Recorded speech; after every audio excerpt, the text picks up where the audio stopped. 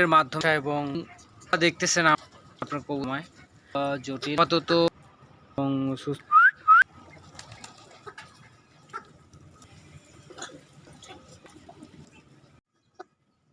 আসসালামু আলাইকুম, আশা করি সবাই ভালো আছেন।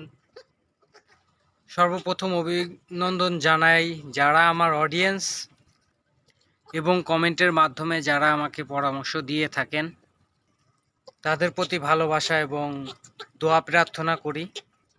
আল্লাহ তাআলা যেন আপনাদেরকে সবসময় সুস্থতা দান করেন এবং ভালো রাখেন এবং মানুষের পাশে দাঁড়ানোর তৌফিক দান করেন। আর আল্লাহ তাআলা যেন ৫ ওয়াক্ত নামাজ কালাম পড়ার তৌফিক দান করেন।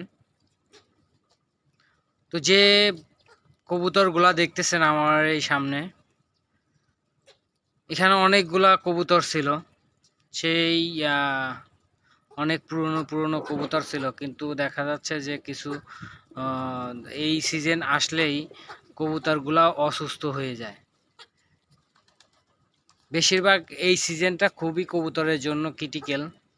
তো সবাই এই সিজনটাকে কবুতরের একটু যত্ন করার চেষ্টা করবেন, তাহলে দেখবেন আপনার কবুতরগুলো ভালো থাকবে এবং সুস্থ থাকবে। কারণ আমি আদৌ জানতাম না এগুলা, যে আসলে কবুতরগুলা কোন সিজনে অসুস্থ হয় এবং কোন সিজনগুলা ভালো থাকে।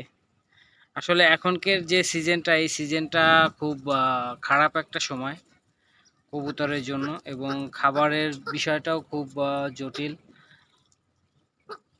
এলোমেলো খাবার দিলেও একটু সমস্যা হয়।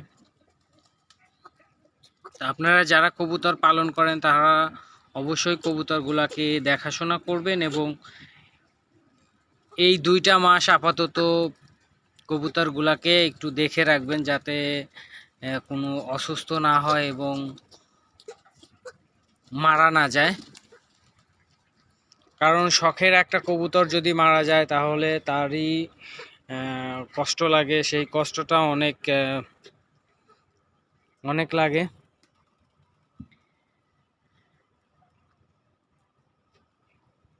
তো আপনার এই ভিডিওটা যদি ভালো লেগে থাকে তাহলে পেজটা ফলো দিবেন এবং ভিডিওটা শেয়ার করে দিবেন, এবং ইউটিউব চ্যানেল থেকে যদি দেখে থাকেন তাহলে চ্যানেলটা সাবস্ক্রাইব করে দিবেন এবং কমেন্টের মাধ্যমে কিছু পরামর্শ দিয়ে যাবেন কিভাবে কাজ করলে, সঠিকভাবে কাজ করলে সেটাকে ভালো রাখা যায় এবং সুস্থ রাখা যায়, কবুতরগুলো যাতে ভালো থাকে সেই অনুপাতে কিছু কমেন্টের মাধ্যমে পরামর্শ দিয়ে যাবেন। সেইগুলো অ্যাপ্লাই করলে পরে হয়তো আমি আগাইতে পারবো, কবুতরগুলো ভালো রাখতে পারবো।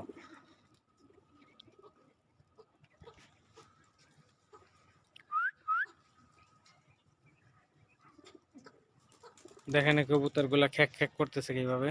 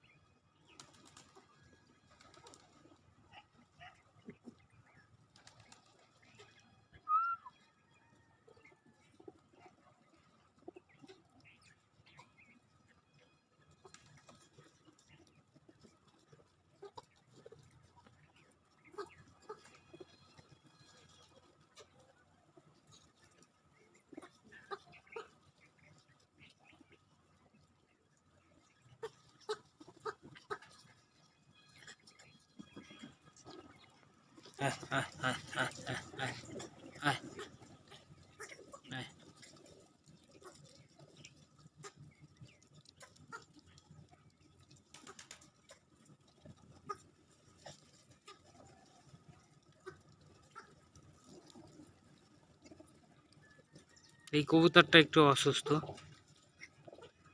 দেখেন গায়ের কালারটা কিরকম হয়ে গেছে এবং ঠিকমতো খাবারও খাইতে পারতেছে না।